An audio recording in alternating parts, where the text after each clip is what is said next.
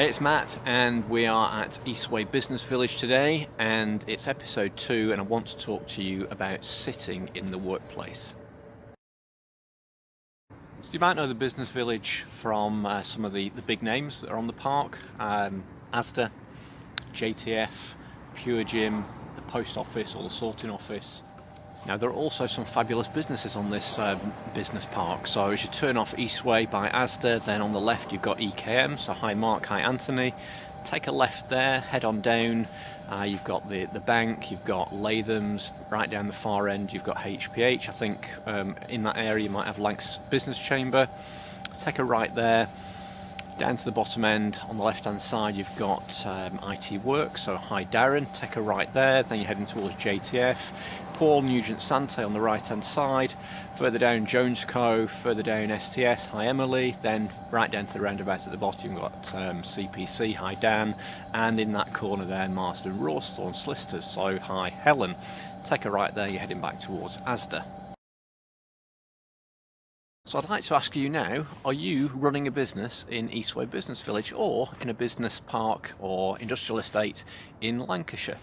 And do you have a lot of people sat down? I mean, it depends on the size of your business. If you've got 5 people, 20 people, 50 people, 100 people, 1,000 people, how many of those people are office-based roles and sat down all day, every day? So sitting down can be a real pain in the neck, and it's not conducive to good brain function, and it's also detrimental to your neck and your back.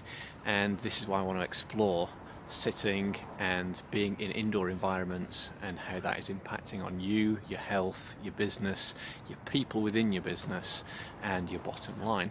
And so what is the research out there? Well, desk jobs are being linked to early death, as sitting is termed the new smoking. We've got thousands of emails, we have deadlines to meet, we have incessant meetings, all sat down. According to the NHS, bad backs cost the UK 31 million days of work per year. Arthritis Research estimates that back pain costs the economy £20 billion every year. And we've got an ageing and increasingly obese working population. Just think about that for a minute. Then you've got the Health and Safety Executive. They estimate the economic costs of musculoskeletal disorders and stress equate to £8,000 per person for the employer. And that's for 7 days or more of absence. But that business cost, are you registering that? Are you recognising that? And are you bringing in preventative measures that can be low cost, simple to implement, that are going to counteract too much sitting and the possibility of these musculoskeletal and stress related problems? And then finally, the big one, the Farmer Stevenson report on mental health estimates that poor mental health is costing £1,560 per employee for poor mental health. And that's across the board. That's all employees within a business. That's across the country. So these are big costs. These are big problems, and not sitting or walking is not going to resolve that, but we can create an environment, we can create a series of supportive structures, education and possibilities to inspire, to motivate and to encourage your workforce to be in better health, to have a better lifestyle, to have better beliefs, habits, attitudes, thoughts in the workplace, and that's going to impact on your bottom line and make it less costly. Prevention is the key. So we're back in Eastway Business Village and we are sat down. I'm sat down in the outdoors, obviously. You guys in your offices, you're sat down in the indoors. And what I'd like to do in future vlogs is to start encouraging you, showing you, advising you, inspiring you to get up and active, and this on a regular basis. So not to be sat down, not to be sat down all day, not to be sat down eating your lunch, not to be sat down in meetings. Get yourself up, get yourself active. So I'm going to do that and I'm going to walk off. That's it. Thank you for today. Goodbye. Okay, I'm about 400 yards from home. I've been out for 30 minutes, done about 3.5k, so I've been on a faster, more brisk walk this morning than yesterday. I'm not carrying my 1-year-old daughter Ellie on my chest today, so that's allowed me to really stand up tall, hold good posture, swing my arms and really stride out. It's been cold, I'll tell you that. Had my gloves on, and it's been a beautiful way to start the day, but it's allowed me to come up with what I want to say, which is behavioural change.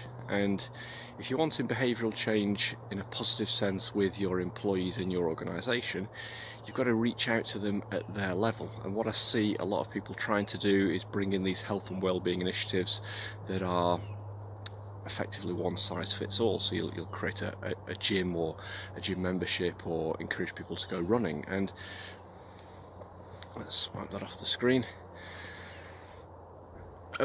Basically, in a demographic of people, whether you have 20 people, 50 people, 100 people, or 1,000 people in your organisation, the statistics are showing that only about 3% of the population are going to be your, self-motivated, activated, fit, encourage themselves to look after themselves and go out and do activities.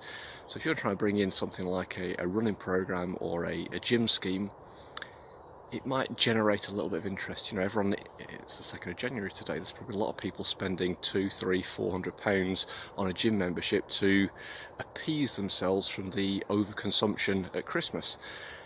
But they'll start going, they'll be fired up, it's January, new resolutions, this, that and the other.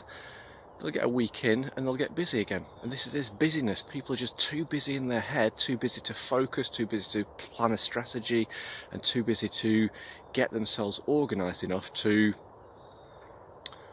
look after their health in the best way. And this is going on in 97% of the people in your organisation. And what you can do as the owner is to support them. So it's about creating that environment. It's looking at that demographic. Are they millennials? Are they pre-retirement? What are their challenges? And start having, it's not only creating the environment for them, it's creating the conversation and allowing yourself to go and speak to them and find out what they want, what they need, and what help and support and guidance they might get. So, a couple of minutes here, I think that's enough. I'll get back onto this on more videos. And I've been on a walk today and I use Strava. So if you're using Strava or you're thinking about getting out walking, then jump on Strava, follow me, see my walks, and we can communicate on there too. So thank you very much and look forward to seeing you in more videos.